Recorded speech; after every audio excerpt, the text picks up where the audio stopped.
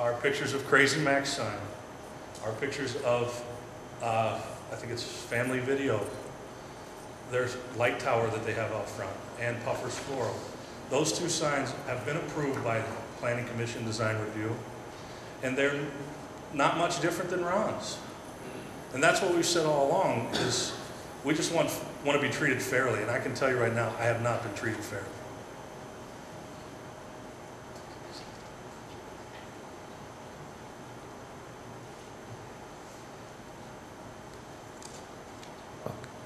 Okay, would anybody else like to weigh in? Angie? Or, oh, I'm sorry.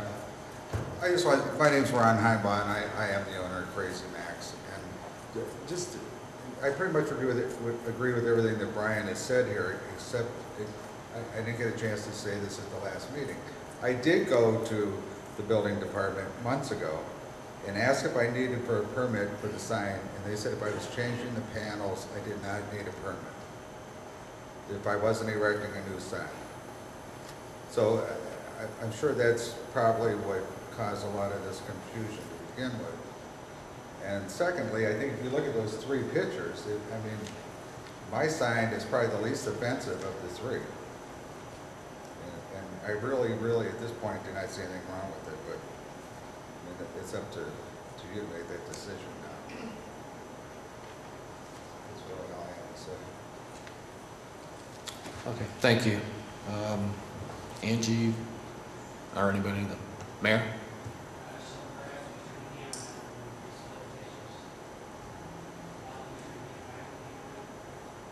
I can do it, but I don't have pictures.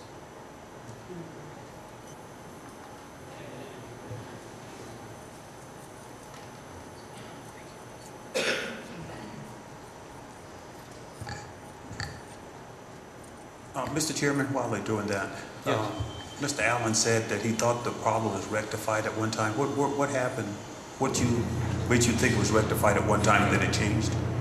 Well, through working with Mr. Brackenhoff, we came to one conclusion that he felt would be acceptable. When we met with Angie, she felt that she couldn't guarantee me 100% that it would be acceptable. She also stated that in the meeting here a couple of weeks ago. And if you see on the screen there, you can see that's Family Videos, that light tower there. Now, when I questioned Mrs. Byington about that, she told me that that was an oversight. But yet it's still on every night.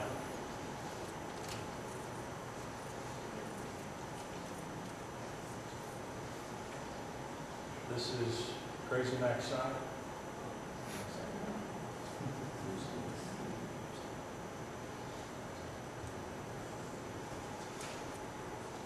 And when I questioned her about this one, she said there were no regulations guarding this one.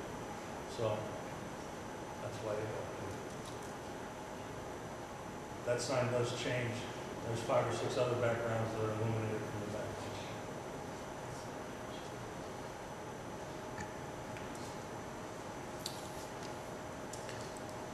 And I would also just, real quick, since we got the camera on, in that list that I passed around is the actual quote from the codified ordinances of the city of Elyria, where it says illuminated signs are allowed. It was on a separate sheet, I think I passed one too many around.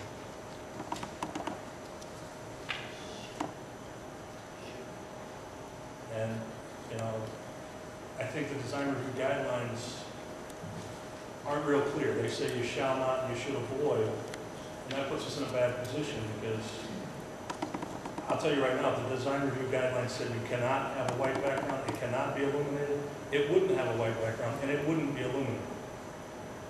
But they say you should avoid. Well, with Ron's logo, it really doesn't look good with any other background.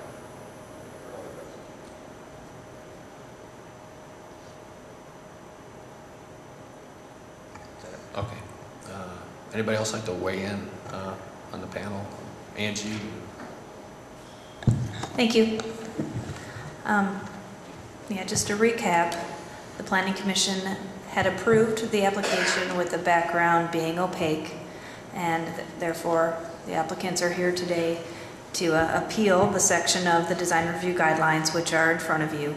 which state white, ivory, and yellow backgrounds, including reader boards of internally illuminated signs, should be avoided. The background of internally illuminated signs and reader boards should be opaque so as to conceal background illumination. And they're correct, it does say should. However, to my knowledge, and since I've been here for about 2.5 years, there have been no exceptions to this rule. There have probably been close, I would guess, near 100 signs that have complied to the opaquing of the background. The purpose of this section of the design review guidelines is to reduce visual clutter, light pollution, and to help to draw the attention of readers to the message, not to the background of the sign. That being said, I would like to touch a little bit on the conversation that we had, which may be a compromise. And at one point, we thought between both of us that they were going to be able to internally opaque the background. And I was asked, would Planning Commission accept this if there couldn't be a guarantee that it would be 100% opaque? If we had any idea on how opaque it was going to be, maybe this would be a compromise. I'm not sure. We have never touched on this topic before. It's either been opaque, means completely blocked, no illumination. We've never had any illumination shine through, but there's a possibility if they do it from internally, maybe we won't even notice that there's any light shining through. But I was asked the question, would Planning Commission approve it? And I could not say that Planning Commission would approve a sign that may shine through, because it would not be opaque.